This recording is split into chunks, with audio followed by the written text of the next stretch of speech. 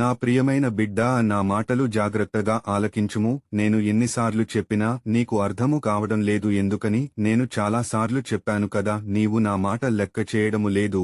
ఇప్పుడు జాగ్రత్తగా వినుము. మహోన్నతుని చాటున నివసించువాడే సర్వశక్తుని నీడను విశ్రమించువాడు. ఆయనే నాకు ఆశ్రయము, నా కోట, నేను నమ్ముకుని నా దేవుడని నేను యెహోవాను గూర్చి చెప్పుచున్నాను. వేటకాని ఉరిలో నుండి ఆయన నిన్ను విడిపించును, నాశనకరమైన తెగులు రాకుండా నిన్ను రక్షించును. ఆయన తన రెక్కలతో నిన్ను కప్పును, ఆయన రెక్కల క్రింద నీకు ఆశ్రయము కలుగును.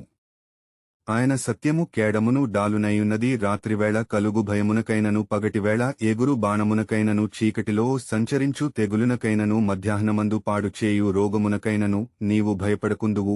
నీ ప్రక్కన 1000 మంది పడినను, నీ కుడి ప్రక్కను 10,000 మంది కూలిలను అపాయము నీ యొద్దకు రాదు. నీవు కన్నులారా చూచుచుండగా భక్తిహీనులకు ప్రతిఫలము కలుగును. యెహోవా నీవే నా ఆశ్రయము అని నీవు మహోన్నతుడైన దేవుని నీకు నివాస స్థలముగా చేసుకునియున్నావు.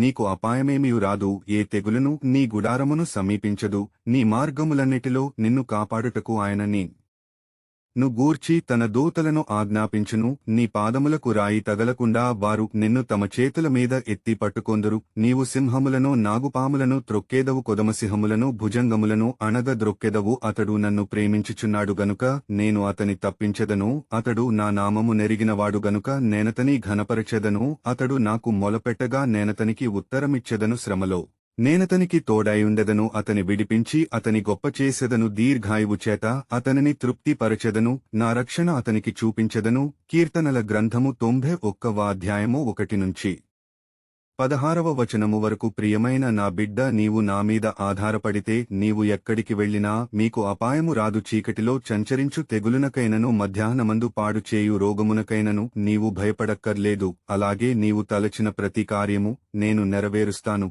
నీ ప్రయాణంలో నా దూతలను ముందు పంపి మార్గము సరళము చేసి వెనక నుండి నేను నిన్ను నడిపిస్తాను.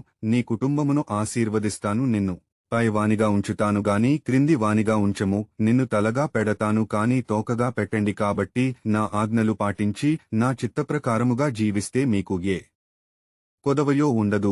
నీవు మాత్రము ఒకటి గమనించుము. ఆదివారము రోజున, అంటే విశ్రాంతి దినము రోజున మీ కుటుంబ సమేతంగా నా సన్నిధికి వచ్చినట్లయితే తినడానికి తిండి, కట్టుకోవడానికి బట్ట, జీవించడానికి భవిష్యత్తు, నివసించడానికి గృహము సమస్తాన్ని మీకు సమకూరుస్తాను.